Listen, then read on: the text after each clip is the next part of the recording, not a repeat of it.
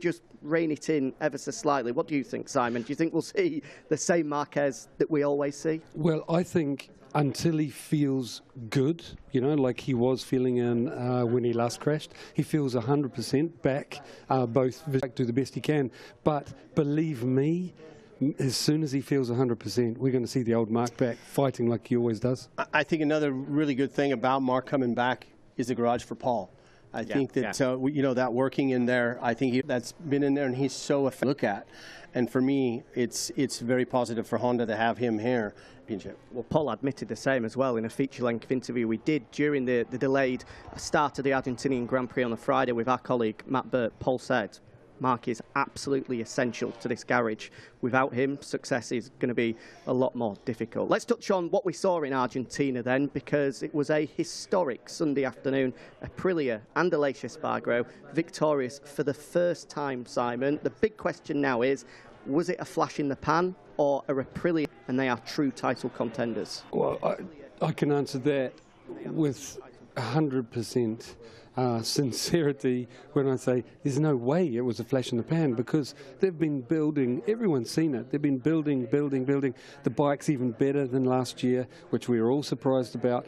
And I mean, they turned up there, and obviously the layout suited the machine and the rider, but you know, the bike's obviously good, because 7th in qualifying, I mean, that is impressive, and something similar in the race. Yeah, eventually just dropping outside of the top 6 with both Brad and Pecco getting him on the final lap. Yeah, which is, I think, brilliant, and there's no way it was a flash in the pan. And I've said it before, Aprilia are in the nice position now that there's other riders looking at their machine, you know.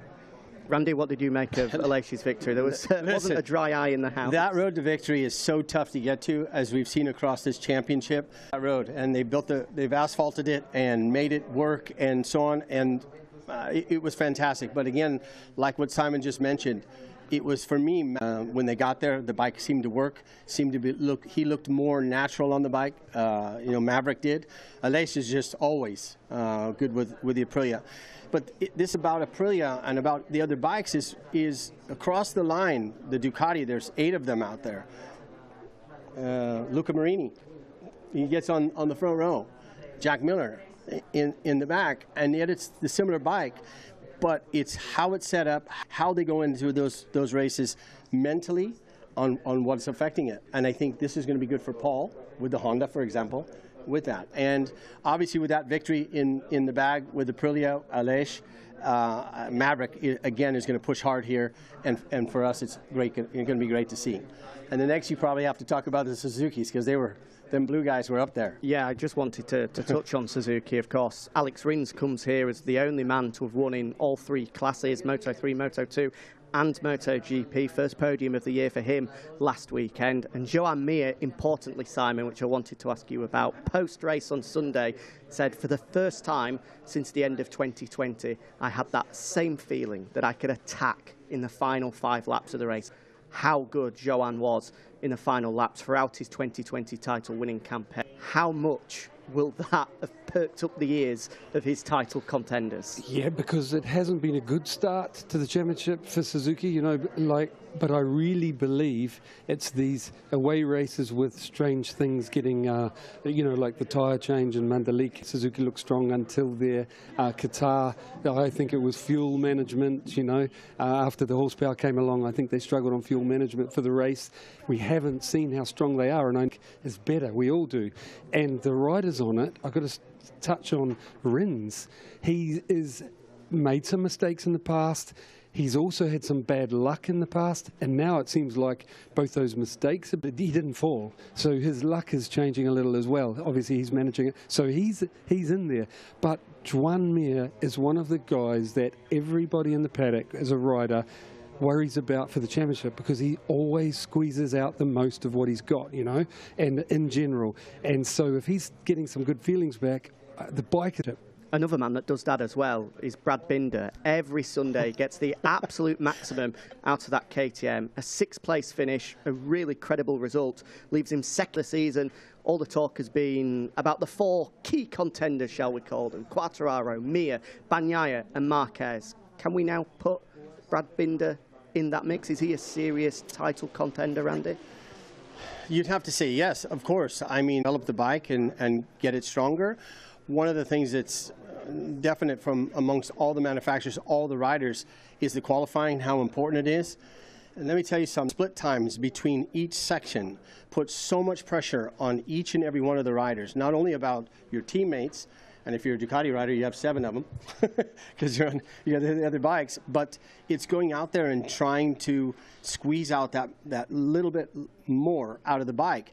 And as you saw, the only thing that stopped Rins from getting into the top 2 of last week's race was his qualifying position in that start, where he got not blocked, but he was in Jorge Martin.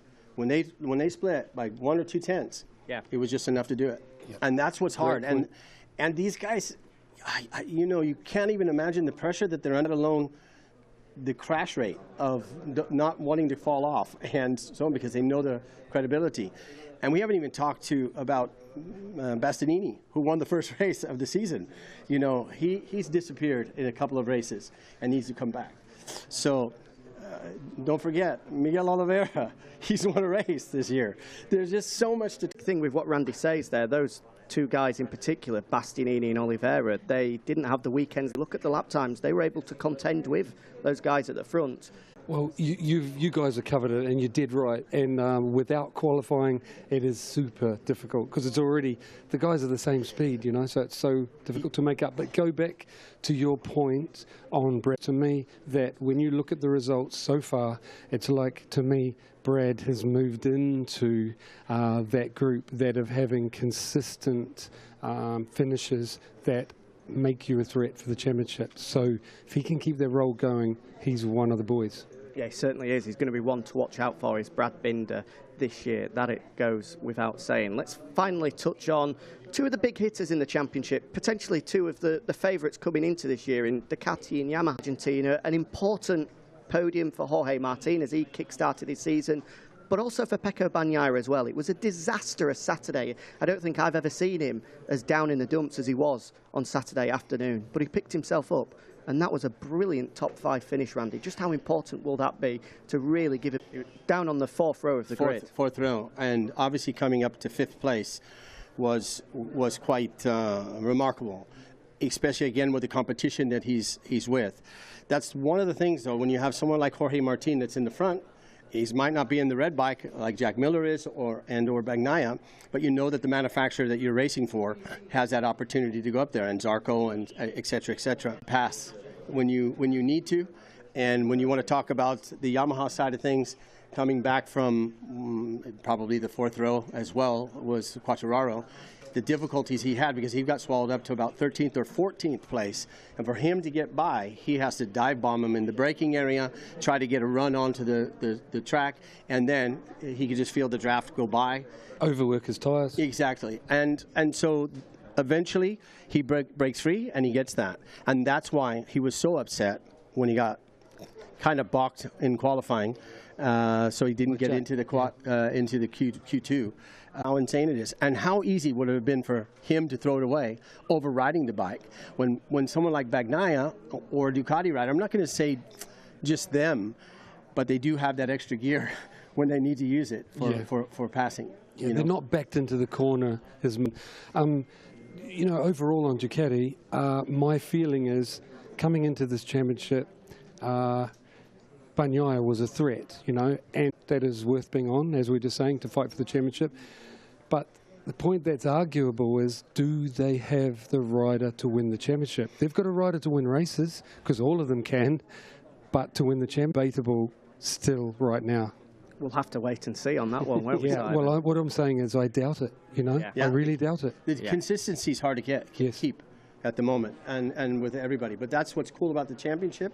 And when you see the first, 10 within 10 points of each other or whatever, they haven't lost anything yet. You know, there's going to be some people like Brad Binder, like you said, Miguel Oliveira, who showed his cards.